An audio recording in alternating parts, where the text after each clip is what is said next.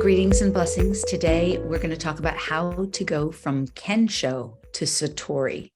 My name is Spagna, and I've been doing healing and energetic transformation for leaders and way showers and change agents who truly want to make an impact in the world and really contribute for the most benevolent best and to the most benevolent best of humanity through our service and contribution. I've been doing this work for over 20 years now, and it's my joy, pleasure, and happiness to contribute in this way, as I am also one of those people who is using energetic tools, using consciousness, applying metaphysical truths and consciousness, energy, and tools that are generally unknown in the physical world to really provide amazing and magnificent transformation for our personal selves and our personal lives, for those in our lives, the people in our lives that we love and care for, and of course for the global collective on a massive scale. Because when we transform our energy and our consciousness,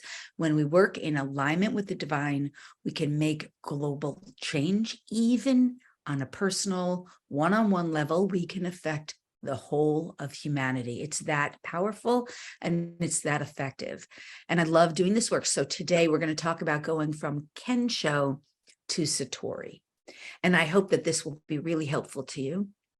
First, I want to explain the two things because a lot of people don't know what those things are or exactly what it means. And it's definitely very helpful to understand what that means. So when we talk about Kensho and Satori, Kensho is old paradigm. Kensho is the way we operate in the old paradigm of struggle and constriction and contraction. And it's generally some form of energetic that is associated with fear or density or, yes, struggle, constriction, contraction, hardship.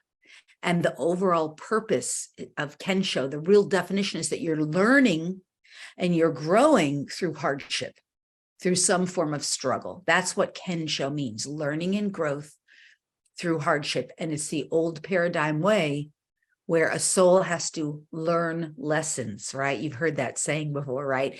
And so when you're learning through Kensho, and when you're experiencing Kensho as a way of learning, typically what that does in your experience is it contributes to other experiences of that old paradigm, such as aging, accelerated sickness, dis-ease, all forms of physical and emotional and mental dis-ease, depression, anxiety, stress, burnout, overload, mental issues like lack of clarity,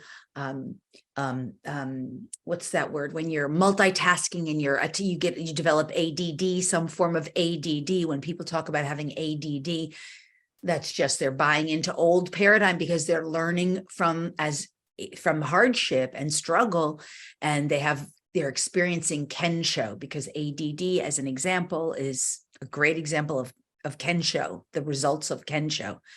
Learning through hardship and struggle and overdoing and overworking, taking on too much. Another type of experience that we have when we're experiencing Kensho, learning through struggle and hardship, is that we tend to contribute to our own sense of isolation or loneliness. We might be, not feeling a connection to community. Now, if you're a person who loves being alone, that's not the same thing. It's isolation, loneliness, feeling separated from others, feeling as though you haven't found your true tribe or your true community or your true family unit. Maybe you feel isolated or separated from your nuclear family, or even your spouse, or even your children or parents. There could be challenges in those relationships. When we have extreme hardship or challenges in the areas of relationship, and we feel some form of isolation or separation, that is because we're going through our life experience with Kensho. Another example of this in relationship problems is even relationship with our source. So when people typically are going through challenges with source. Either they are in some form of refusal to acknowledge that there is a source of infinite, some sort of source of divine intelligence or higher wisdom, some kind of source, some kind of higher power. If they call themselves atheists, they're in Kensho. They are learning through hardship and struggle, whether they know it or not, because they're not utilizing and even acknowledging a source, some form of higher, greater intelligence, wisdom, consciousness, love, connection, right? If people are carrying a connection to what we call a false sky god, that's just a terminology, but it means that God is completely separate from us and outside of us, a rewarding or punishing God. So that relationship with the divine that is within us, actually, that is within everything, everyone, everywhere, that relationship is challenged. And so this false sky god either rewards or punishes and always judges, and may call you, might put you in purgatory, or might create some real hardship for you to go through what we call an afterlife experience, or might even create hardship and punish you in this lifetime. If that's a belief system you have, if that's a way you're operating, if you identify as a sinner or sin, people do, right? That's Kensho, because now there's judgment, there's a punishing God. They're not really unified necessarily with the God source or the divine within, right? Or this higher power, however we uniquely identified. So that's an example of Kensho. Beyond relationship problems, whether the relationship is with another human or with the divine, it could be relationship problems to ourselves and with ourselves.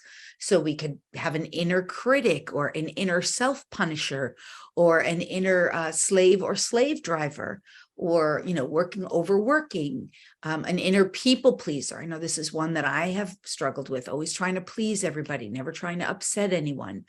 Always wanting to, do your best for everyone, sometimes to your own harm or detriment, always trying to say yes. And then people push until you kind of like have been pushed as far as you can be pushed, right? And they didn't even see it coming. And then they don't necessarily understand, like, why did you get pushed to your limit? That's a people pleaser thing, right? That's being relationship to self. Where are you honoring yourself or neglecting yourself? Maybe over criticizing yourself, maybe being hard on yourself, maybe not giving yourself the rest you need or the time off that you need. I had a client for many years. She would always push herself. She finally, after many years, she had all kinds of back problems and boyfriend problem who was always taking from her, and client problems who were always taking from her. And she was pushing, and she had back problems and other kinds of issues in her relationship areas. And when she finally started realizing she could take time off, she could say no, she could slow down, she could give herself permission, she started to get out of that Kensho in that area of her life. So self-relationship, if we're not aligned, we could be doing that Kensho. Most humans are functioning from Kensho, hardship, hard way of learning, hard way of doing things. They believe that they have to learn lessons and that they go through these hard experiences of learning lessons.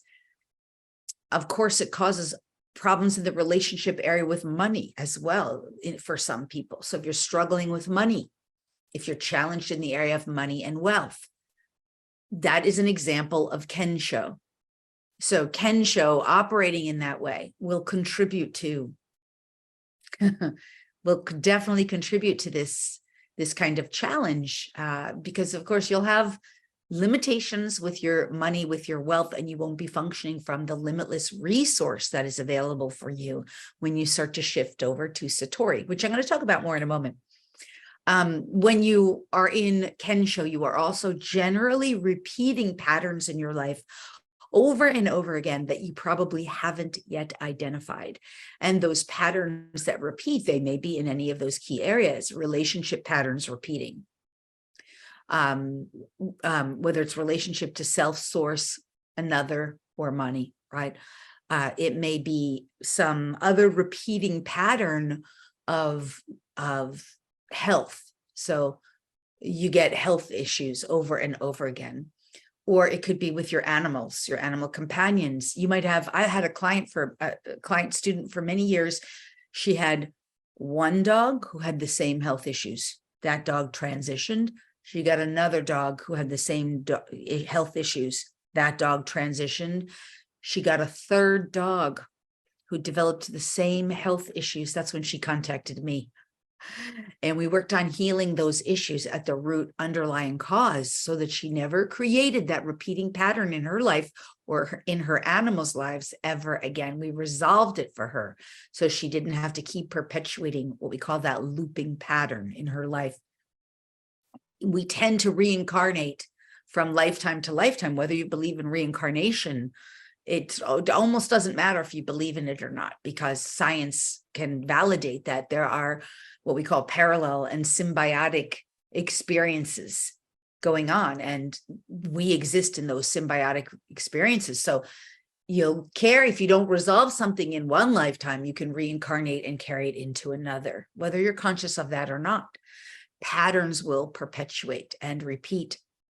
And so this is an experience of Kensho, because you're here to learn. And if you don't learn it, it will repeat and repeat and repeat. I have a client student right now who has had multiple very close family members, loved ones transition into the non-physical. And of course, this is excruciatingly painful for her to lose her loved ones.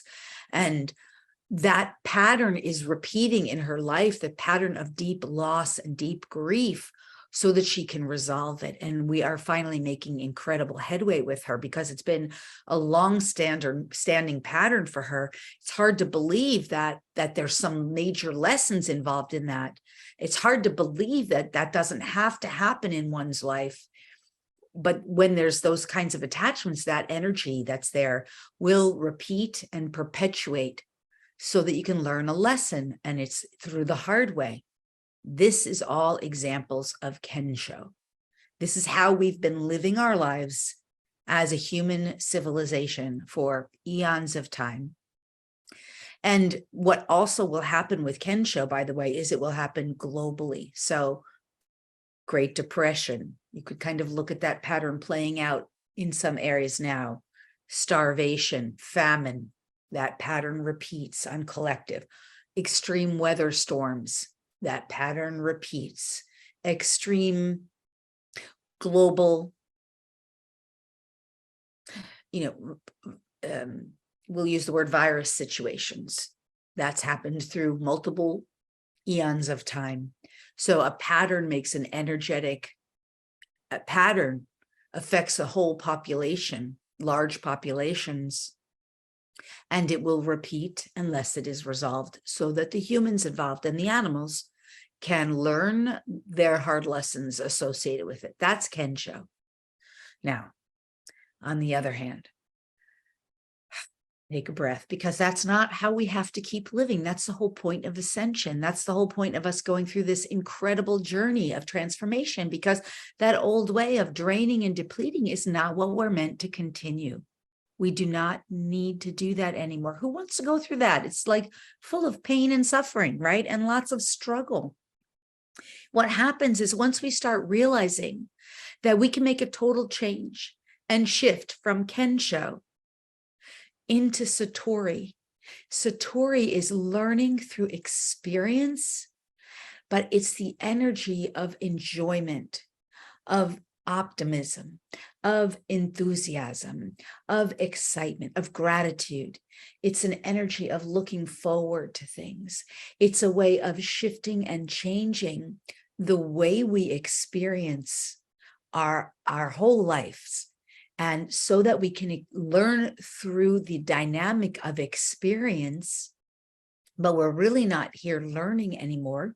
We're having experiences, and the learning is a byproduct of the experience. Whereas the learning is a byproduct of the experience in Kensho. The learning is a byproduct of the experience that is essentially enforced on us because we have not resolved the issue. In Satori, learning is a byproduct of an experience because we are free from and liberated from the issues that created Kensho in the first place. So now we have Satori because we're in a whole new frequency bandwidth of energy that allows us to be positively uplifted, that allows us to expand, that allows us to learn and grow in a whole new way, which is mostly in riding waves of energy, joy, excitement, pleasure, and overall enjoyment, happiness, well-being. And through that dynamic, no one, for the most part, is ever harmed, really. No one is harmed. So this is for the positive upliftment of self and others. This is not egoic structure. In this case, with Satori, we move beyond egoic structure. So the gap between the two, in order to get from Kensho to Satori, is really where we are as a society right now. We're learning, in a way, how to release, resolve, and remove those old issues. That's what I help people with. Most of the time, those issues are in people's unconscious. They're not aware of it, or it's some form of energy in their energy field. So if you've had a perpetuating pattern, such as some kind of physical health issue, or if you've had a perpetual pattern, such as some kind of money issue, or you've had a perpetuating pattern that you can start to identify with this awareness of relationship issues, or you've had some kind of perpetual pattern of career issues, feeling that you're blocked somehow or somewhere, that you're not able to grow or expand in some way, or you've had some kind of challenge where you feel as though, you've hit some kind of glass ceiling and you keep doing the work. You're really doing all the work and yet you're pulling your hair out, just wondering what's going on. Usually that means you're in the gap here where you're trying to break free from Kensho, but you can't see through to the Satori because the window, the energetics, what I call frequency fences, are holding you in that pattern of repeating, whether it's a body ache, whether it's a money issue, a relationship issue, a health issue, I mentioned that mental or emotional, whether it's a career issue that you're struggling in, where you're really trying to really make the impact you came here to make, or if it's even a purpose issue where you feel like you can't seem to get to your purpose. Why are you here? What are you here for? Which is actually so easily identifiable and solvable from Kensho. It's right there. It's all laid out for you. It's part of your journey, but you have to get through that block, right? So these are examples, right? If you feel unclear in your life, you're trying to see your path ahead. This is another one. People have a hard time making decisions. I've had clients that have such a hard time making decisions, and they struggle in that area of indecision, and they don't know how to get out of it. So they're stuck in that sort of Kensho experience, trying to learn how to make decisions and how to make right decisions and right choices. And this just muddies them, what I call mental masturbation, overthinking, right? So all of this, and then they're in the push-pull dynamic of the back and forth. This is all Kensho, and you're trying to work it out in that realm, but that frequency fence of that energy is blocking you from moving into Satori, where you receive a whole different kind of way of living. You experience a whole different kind of way of living. You learn through joy, upliftment, expansion. You learn through love. You learn through mutual support, camaraderie. You have community, you have tribe. You also have the right amount of aloneness when you need that too, and it feels good and right and healthy for you. Your energy is clear. Your body issues are resolved. You are contributing to humanity in a way that feels good and right. You're riding the wave. You're divinely aligned with your right mission and purpose. Things generally work in flow. When you hit a slight obstacle or road bump, you really resolve it very quickly, and you know how to be right back on track, and you're contributing to the positivity of your world, and you're able to make the global impact that you made You came here to make. You're aligned with your true divine mission and purpose, and you're feeling positively uplifted in your life, in generally in all areas of life. And you know that even if there are little areas where there's hiccups, you can resolve them very quickly and very easily and very effortlessly and very gracefully, without a whole lot of detour, without having to compromise on the quality of your personal life, and without having to give it all away in your professional life. This is Satori. You're living in a whole new way, in a whole new energetic paradigm, with all new energies supporting you. And overall, you have a divine team as well that's really working with you and guiding you. You feel guided, you feel inspired, you feel positively uplifted, you feel aligned, life is enjoyable. You look forward to your moments. In one moment, you're enjoying whatever you're doing, and in the next moment, you're enjoying something new, and you're looking forward to the next moment, but you're always living in the present moment, enjoying the richness and the fullness of the here and now. This is Satori. You're leveling up with your soul's highest fulfillment, and you're working in accordance with the divine that is within you, with the source of infinite energy and supply that is within you. You're no longer hindered, stuck, or held back by these old energetics that are cycling in your field and perpetuating the experience of Kensho, making you learn through hardship. Now, I want to just say how I personally got out of that cycle.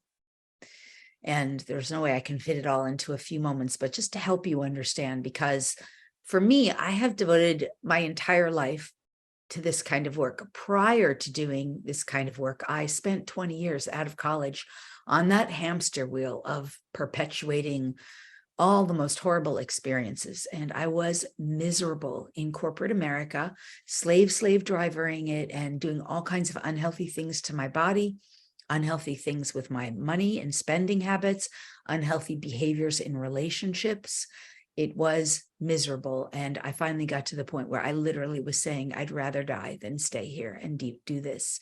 And there was a big transformation. What happened, of course, my brother had transitioned, and I started getting messages, and he was saying, you're next, you got to be careful. I was thinking those things, I was doing those things too that you're doing. And I got the message, right? It was a divine wake-up call. And I started shifting slowly into Satori. I didn't know that at the time. I didn't understand it at the time. It was definitely not an easy journey. I was stuck in that in between for a long time. I invested most of my life in personal energy healing, guidance, meditation, sacred retreat, working with animals and plants, minerals, nature, the higher realms, my own, what do you call, Akashic records. I became a healer, a practitioner of ongoing energy work, energy healing, constantly working with my own unconscious, always working in service towards others, including animals, including Mother Earth Gaia, including, of course, all my human community. And the transformation happened over 20 years. Took me a long time. I still didn't really fully make it until I finally started making the larger investments that I needed to make into my life and myself. But over time, I was doing it. And I was discipling myself. I applied myself. And because of that, I can see now in retrospect how much it transformed not only my life experience, but the experience for the clients that I've worked with, the community I've worked with and served through sacred retreats, through VIP days, through private sessions, empowerment work with them, and through the sacred mentorships I offer, even in the home study programs that I offer. And I can see how their lives are changing too, and how they're really going through their own transformations. And it's happening at an accelerated pace for them, because for me, I didn't really have a teacher in this, in a sense. I did invest in teachers and healers, but they were on their journey. I had to find this from within my own self-sourced wisdom, through the divine, with the divine. My own inner work was what ultimately transformed it for me. And now I'm helping others so that they don't have to go through 20 years 40 years of struggle, if I count the first 20 years in corporate America. They don't have to go through that. You don't have to go through that either. It's not required anymore on earth. If you're stuck in the old pattern, you are perpetuating it and repeating it, likely any of those patterns, but it's not required anymore. And now energy and consciousness, using energy and consciousness and metaphysical tools, we can shift it like that. We can start moving things that quickly. Something you may have struggled for years and years can be removed and resolved so much quicker. But you have to be working with someone who already can see through that field, that frequency field, where you're trapped in, or where you're stuck in, or where you're perpetuating, or where you're cycling, or where you feel blocked in, because all it is, it's energetics. And this is one of the things I found myself to be so amazing at helping with others. They pretty much just have to tell me what their issue is. I can pretty much find the root of it really quickly, sometimes within an hour or 2 hours. We get to the root of it, and then we can immediately start going to amazing transformational results for them, shifting the energy so that they're experiencing the solutions that they've been searching for so long, that they really need, in almost no time at all. And they start having effortless, easy, graceful change. It's not a pill, but it is beautiful, graceful, effortless change that just keeps getting better. And what I love to say is that it gets better until it gets better, until it gets better, keeps getting better. So I hope that this makes sense to you about Kensho and Satori. I hope you understand that this opportunity is now available as we shift out of old paradigm living and into new paradigm living. This is the kind of thing I know I've been working with people to change in their lives and shift for them, so they don't have to keep experiencing the same kind of hardships over and over again.